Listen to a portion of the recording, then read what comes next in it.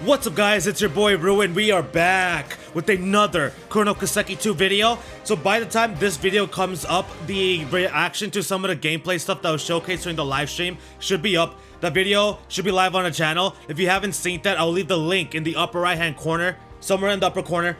Either or left or right, the link to that video will be there. If you haven't checked it, definitely go check it out. We have 3 more videos for this week covering Kuro Kiseki II coming up. They should all be up throughout Saturday morning, Saturday mid-afternoon, Saturday evening. So definitely go check that out. Check these out if you're interested. Discussing all 3 of the scans, because as you can see right here, Gimatsu dropped the article with the official translations. So we're gonna take a look at all those 3 scans, break down the screenshots, talk about them in their each focused video. And in this one, up to bat, we have got Swin and Nadia, 3 and 9. It's time to talk about them in depth and their appearance in Calvert Arc. But before that, one thing I really want to mention right here is that basically the limited editions and the different packages for Kuro 2 has gone live. They have gone live. By the time I upload this video and you guys watch this, it's already been a couple of days. So I'm assuming most of you guys are already aware, at least those of you that are planning on picking up Kuro 2 that are watching right now. So I'm not really going to talk about it too much. I'm mainly just going to focus on the information. But one thing right off the bat. Okay, so first of all, Vaughn looks amazing, absolutely hot, sexy, goat spriggin', all that good stuff. Agnes, love her new outfits. Elaine, beautiful new outfits. You love to see the glow up and the more attention being given to Swin and Nadia because they only had 1 game. However, I'm not too much of a fan of how they're not really like how is I understand that this game is going to have a broader perspective. It's going to involve more things that have to do with like the bigger story compared to the first game, but I don't really like how like there's no where are the other Arkwright Solutions office members, like where's Judith, Aron, Resetz, Ferry, Quatra, Brigard, which I do know Brigard is not going to be showing up in this game because it was just kind of like pointed out in the end of the first one where he was like going to head out. But still, like, what the heck, dude? Like, where are the main party? Like, they only had 1 game, not that much time to shine. Where are they at? Where are they at? Like, seriously. That's just like my personal opinion. One thing I do want to talk about briefly here before we start talking to the main part of this, if you do want to go skip ahead to the actual information, discussion, and thoughts, I do have the timestamps, so go ahead and just skip ahead to whatever you want to watch. You know what I'm saying? But real quick is the people have been like where is it? This right here. The limited edition Legend of Heroes Kuro Kiseki scenario book. This has just been going out of stock all over the place. I really wanted to get this because I was curious. This one, I was really interested in seeing it to see if they had any art, what exactly it was going to entail. It's 1,000 pages apparently. What? A timeless book that contains the entire scenario of Kuro Kiseki from beginning to end in a 2-column layout across 1,000 pages. That sounds insane to me. It even covers scenario branches through the LGC system. But yeah, this sounds so freaking dope, but it's sold out all over the place. Like, it's very few editions left that includes this, and I didn't want to take a chance because I'm not purchasing from Japan, you know what I mean? I had to go to proxy. So I wasn't trying to take a chance with that. So that's unfortunate, but if you're able to snag that, that's freaking dope. This DLC is courtesy for Elaine. This DLC is specifically for his wife, Elaine Arkwright, because Vaughn wearing a Mishi suit, like really? Imagine Vaughn wearing a Mishi suit and Elaine sees that, she'll go crazy. I want a moment like that. Absolutely. I kind of want this just for that. Honestly. Alright, first up, we're gonna talk about the boy Swin over here, age 17. And this guy is growing up right before our very eyes. He is absolutely leveling up. This man's is drippy. The armband is such a freaking nice touch. I love that. He's got a choker necklace. This man's got style. But yeah, the choker necklace right there. The jacket, nice. The belts, all of the belts, beautiful. Armband, saucy. Gloves, he's got it all. And look at the look. Just the look on his face. I am loving it. Inami, shout out to Inami for the continuous freaking phenomenal character portrait arts. I'm loving all of it. And as well as the feet wear. Like the leg wear and the feet wear, the boot, like this whatever the heck he's got going on with this. It's nice. Okay, now let's talk about his weapons. They literally just call it unique dual blades. Which, they're unique. They're absolutely unique. My favorite aspect about it, besides the fact that this one has this little compartment right here, which just kind of adds like a level of feel of technology to a sword, which you can't hate on that, is this right here. 2 things, twofold. This design for like a guard is sort of like what you usually typically see from like a katana or something like that, or like a tachi like what Reen has. This I like that, and most importantly is the fact that it combines, which we saw in Hajimari multiple times with his crafts. These two dual blades can combine into forming one, which exponentially increases his attack power, and I freaking love that. I think that is so cool. The fact that his dual weapons can become one, he's like a 2-in-1. Talk to me. That livestream did show off gameplay for Swin, and he is absolutely saucy. So now, Swin is a former assassin. Y'all know I like my former assassins or current assassin types or mercenaries a la P and Shizuna, those kind of characters. So I'm super hype about that.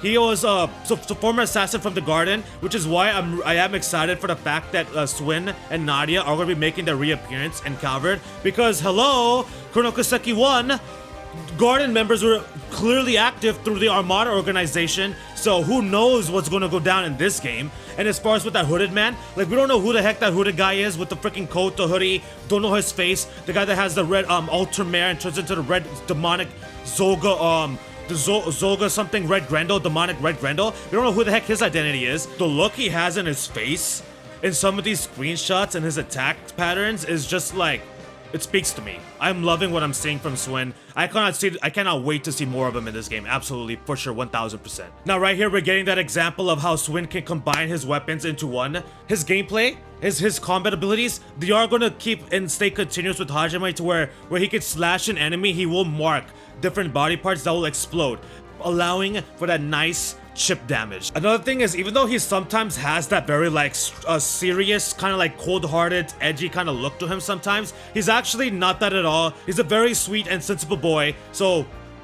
he's not really like, he kind of somewhat has that edgy design, but he's not that at all. Kind of like similar to Vaughn, actually, because when I first saw Vaughn's design, I was like, oh, this guy is gonna be, you know, kind of cold-hearted, edgy person, but he's actually freaking lovable. Man loves sweets, cars, movies, his van, like, he has so many different hobbies and things, and some of his facial expressions. So I can't wait to see what I cannot wait to see what Swin is gonna be like in this game, as well as with the new engine. Actually, so one last thing about him: after they escaped from the garden, he vowed to never take a human life again. So I want to see if that stays. Is there a particular event that could happen that would trigger him to not feel that way anymore? You know what I mean? So I'm very curious about seeing about how that, if he stays true to that word of not taking any human life. Super curious, because you know, Colonel Kiseki 1, we were able to take bodies. Secondly, is these two took shady jobs in order to make money. So I think that goes right in alongside Vaughn Arkwright. So I'm really want to see these two interact with Vaughn and the different Arkwright Solutions office members. Hopefully. We'll see. Nadia.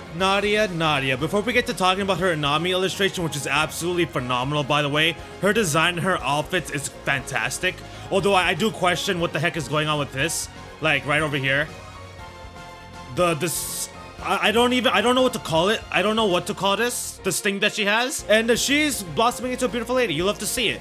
And enough for her outfits. Her outfit's fantastic. My favorite part about her outfit is this. Her like, I guess just call them leggings. I don't really know. I don't really know the terminology for clothing. I'm just like, for me, it's just like, oh, does it look nice? Is it fashionable? Yeah. Okay, good. You know what I'm saying? But this part looks fantastic. And her freaking sleeves. My only dislike is the fact that she likes playing with needles and dolls. Although her dolls are teddy bears, so I don't mind as much. If these were like clown dolls, that would have been more of a problem for me, because I don't like clowns. But the fact she likes playing with needles, I like that one scene in Hajime where she was like talking to people and like she was messing with the needles into the stuffed bear and talking absolutely menacingly. That gave me chills down my spine. She has excellent like calculations, like analytic mind. She can calculate various things for given scenarios and pinpoint specific enemy weaknesses. And in Hajime, she had that one, I believe it's Brave Order. I believe it was called, it used to be the Brave Order, where it was like you had all these different buffs and stuff. It was freaking crazy. But yeah, she's got insane analytic capabilities. And I mean, just look at this face. Look at the face and look at the way she's looking at us.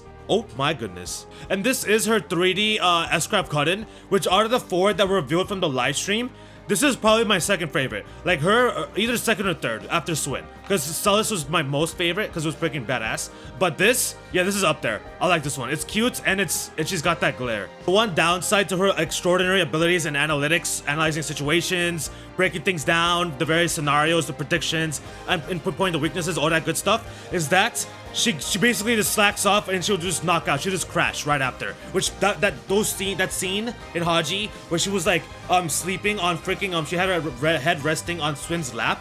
That was absolutely one of the most wholesome things I have ever seen, and I really hope we get another moment like that. I would love to see a moment in Kuro where it's in Kuro 2 where it's just Swin and Nadia, and then she's like kind of just like sleeping on his lap after like a rough battle or something. That'd be freaking adorable. Because I mean, look at this face. She may be kind of crazy, you know what I'm saying? Kind of insane with it. Like, why would you want to play with needles? I don't understand. I don't get it. But look at that face. Look at that face. Look how cute. Look how cute she is. Look at that precious smile. Absolutely. Must be protected, although she can probably protect herself. They'll protect each other, rather. Last couple points here, and then we'll wrap this video up. Nadia's scene is kind of like a free-spirited, spoiled child of Swin's, which I can't blame Swin for wanting to spoil his girl, Nadia. Because, you know, I would do this complete same thing with Judith. Absolutely, 1000%. I would spoil her to no ends. But anyways, she is seen as that way, which she does give up that vibe from time to time, and I'm pretty sure she knows it. Like, she can get away with it sometimes with Swin, based on some of that look. Because, again, she's smart.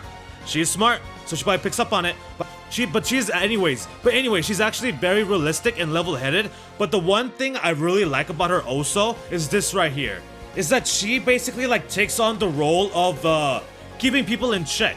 Cause like Swin is a little bit more, he's a little bit more like quote unquote like honest, upfront, more welcoming. Like you can approach Swin very easily, you know what I mean? But with Nadia, you can't get away with much. She supports Swin fully, and she will make sure that nobody does anything bad to that boy or tries to take advantage of him and his kindness. You know what I'm saying? So she keeps people in check, especially the ones that are like have like a sort of like a gray feeling, like a little bit shadiness to them. So I gotta see Nadia and Vaughn interactions. Abso-freaking-lutely. Are you kidding me? Swin, Nadia, both interacting with Vaughn. I need to see that. Super excited to see them in Kuro 2 and what they're going to be looking like with the story, the different characters and all their interactions, and what they have, how their relation and history with the Garden is going to play a role into the main story, and how that interacts with Vaughn and the whole Red Grando situation. But anyways, y'all, that's it for this one. Let me know what you guys think about some of the stuff that I was saying, as well as are you guys excited to see Swin and Nadia come back? There'll be 2 more videos coming out after this. The next one will be discussing the story of how the story is going to progress in the game, as well as the side missions that they're going to have in this game, which I find very interesting. So I'll definitely talk about the next one, and then one after that we'll discuss the new area locations that we are venturing around. But for this one, that's a wrap, y'all. Thank you guys for watching. I hope you guys enjoyed it. If you did enjoy the video and you haven't already, then like the dang video, because I do appreciate you guys' feedback. Have a great rest of your Saturday, y'all. Have a great weekend, and I will see you guys in the next video or stream. Take care, y'all. Your boy is out of here. Peace.